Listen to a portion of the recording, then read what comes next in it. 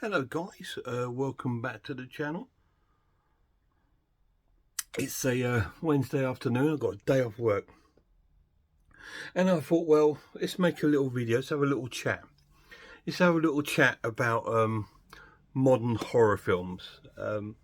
I've been watching a few sort of videos on channels, some channels that I adore and some channels that I've sort of like not really watched, about modern horror films. And what I'm trying to do in this sort of video is stand up for them, because I think they get a bad rep and they don't require it, and I don't think it's deserved. Now, I love horror films, I really do, and I love my films from the 70s, 80s, 60s, 90s. Every sort of decade has had its amazing sort of moments of horror, and that's all they are, the moments of horror. But as a true horror fan, I've also managed to have the ability to move forward and realize that the horror genre is a forever progressing genre and will always move forwards into different areas and to a different type of film. Now, when there's a really big, like the 80s was a huge time for the horror film. Masses of films came out. Masses and masses of horror films came out. But they're all the same. You know, they were all pretty much identical. They were all sort of either a slasher or a monster film. Slasher, monster film. And that's what we got inundated in the 80s. Now, vampires are still monsters. You know what I mean? So that's what we were inundated. And a lot of them had the same basis of the storyline. And they were fantastic. But I think with a lot of horror fans that watch so many of them, they want their films to be like that, and they want to see that. They want that that killer. They want that gore. They want that direction, sort of like of comfortability, like comfortness, that you know what's going to happen. A modern horror film takes that completely away from the film and takes the story into a more deeper realm. And I think this could be where a lot of problem is with a lot of horror fans with modern horror films, is that they've taken away a lot of the predictability, and they've made them go in directions that are you wouldn't necessarily think it as horror as such, and you think, well, oh, that wasn't a horror, there was no creature in that, or there was no you know what I'm saying? It's like but the horror is in a different sense. You have to find it in a different area of film. Now, trying to give you an example of one. Okay, The Witch, probably my favorite modern day horror in decades. Yes, there was no real sort of like witch creature going around killing people. You know, you didn't see this sort of thing happen on the screen. The horror came from seeing a family living in an era of existence on the planet where if you were shunned and shoved out of a town, your fight for survival was going to be difficult. And the horror came from the poor family suffering of trying to still negotiate a family life that we all know and love in harsh circumstances, without the skills and without the ability to actually do it, without the skills of farming, without the skills of hunting. If you've never done that, then you know your survival is going to be very minimum. So it turns into like a bit of a survival horror. Now, the fact with the witch, they moved into an area where a witch lives in that area, and so that poor family also succumbed to her sort of curses and things that are around that land and that area. And that's the sort of like, that was the horror of the film. Whereas you would probably, and I think it for someone who loves strong 80s or 70s film, it could be portrayed as being boring, you know, thinking, oh, this is slow, nothing's happening. But things are happening. Things are happening in the decline of the person, the decline of the story, the decline of the family, and the way it declines. And it's horrible to see that. Horror isn't, a killer, you know, and a knife. Horror is something that's perceived to be horrible. Okay, so that was a horrible story. So it's a horror film because it tells of this poor family suffering. And it's incredible. It's an amazing film. And there's so many films like that. Like I just watched last night Immaculate for the first time. Now, that film was made this year, and it was absolutely terrifying.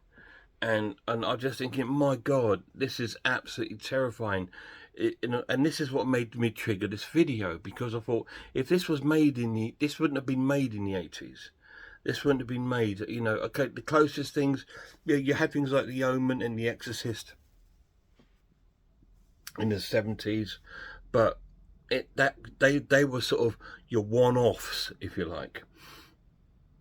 And I think that's a lot of problems as well with modern horror and old-time horror. Old-time horror, you had a lot of one-offs, where you had one film that would stand out more above all the others, and that sort of thing. And so you've come adjusted to looking for that one-off. And if you look for it, it's never going to come. I don't look for it. And I've just found one, Immaculate. Absolutely fantastic. An amazing film.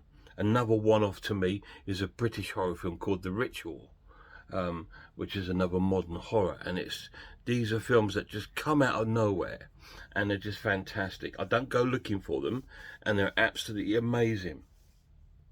And the old school sort of horror films was difficult. There were so many that one-offs were far and few between. So you become sort of not brainwashed, but you start looking for certain things in a film. I think when you become a horror film fan, you want this, you want that jump scare, you want this scare, you want to feel the atmosphere, you want to feel the gore, you want to see the kills.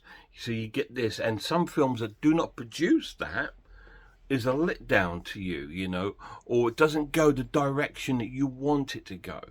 And again, I think that's also down to the old school films. They're all predictable, and you know where it's going to go.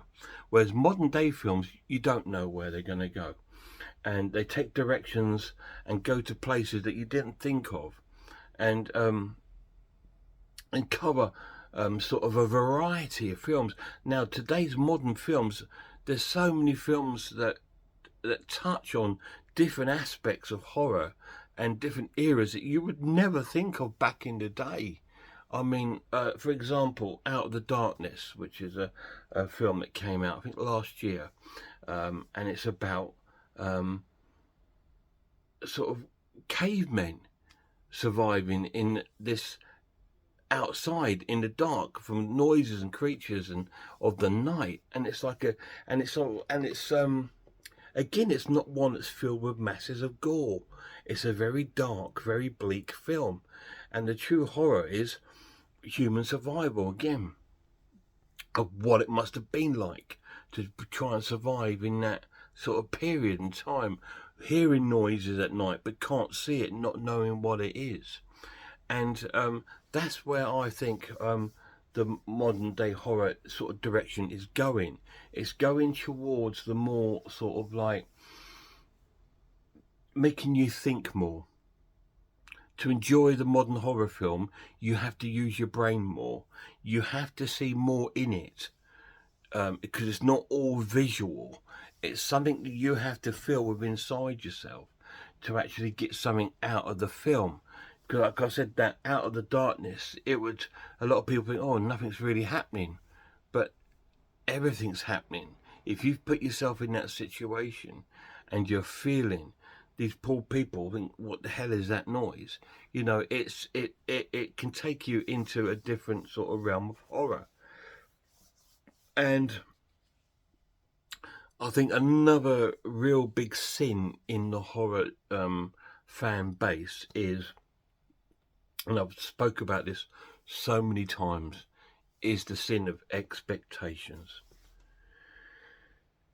So to me, this is the downfall of the genre, and this is why so many films get bad reviews, or oh, this is boring, oh, Friday Night Freddy's, oh, it's boring, or and it's not boring. It's because you've gone in with an expectation that it's going to be like this, or I hope it does this, I hope it goes that way, and it doesn't go that way, because that's your way of thinking, and your way of thinking is things you've already seen. You know, you've already seen films do that, you know, killer toys. So it's good that it's been a different direction. And that's why I love it more, because I think it took a different direction to what people wanted it to do. And I think, well, if you go in with zero expectations, then you're not going to have that sort of problem with films, especially modern horror. I've seen so many modern horror films over the past few years in the cinema or on Blu-ray, and they've turned into sort of like 9 out of 10, 10 out of 10 movies, because of their originality. They're not like stuff I've seen. Why do I want to keep reverting back to an 80s slasher film? I've got those, I've seen those, and they're amazing. So why do I want them now? You know, why can't I move on from that and enjoy a different aspect of horror? You know, why do I want another Vincent Price? Why do I want another Christopher Lee? I don't need them. They're of their era. Typecasting back in the 70s and 60s and the 50s was the thing.